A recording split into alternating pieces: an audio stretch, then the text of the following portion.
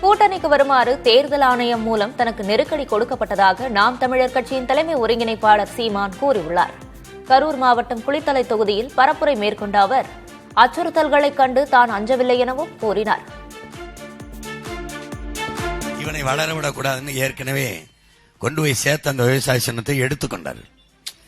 ரொம்ப பெரிய தொந்தரவாயிடுச்சு. எதுக்கும் கலங்காத நான் என்ன செய்யறது தெரியாம ரொம்ப தொந்தரவாயிட்டேன். என்னது வேட்பாளர் அறிவிக்கிற வரை எனக்கு சின்னம் இல்லை. நான் எழுதி கொடுக்கிற சின்னங்களை எல்லாம் அது வேற யாருக்காவது கொடுத்துச்சு. நான் எதை கேட்கிறேன்னு பாக்குது, அதை ஒரு சுயேச்சை கொடுத்துருது. நான் எதை கேட்கிறேன்னு பாக்குது, அதை ஒரு சுயேச்சை கொடுக்குது. எல்லாம் ஆட்டம்தான். எதனால கூட்டணிக்கு கூப்பிடுது. நான் வரமாட்டேன். இவனை எந்த நெருக்கடி கொடுத்து கூப்பிடலான்னு பாக்குது. நீ என்ன வேணான்னு பண்ணிப்பாரு.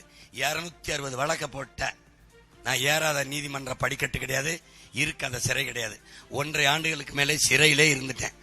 அப்ப பார்த்தேன், சரி அவங்கள அச்சுறுத்தி பார்த்தாங்க, என்னைய ரைடு விட்டு பார்த்தாங்க, சோதிச்சு பார்த்தாங்க, பயப்படல.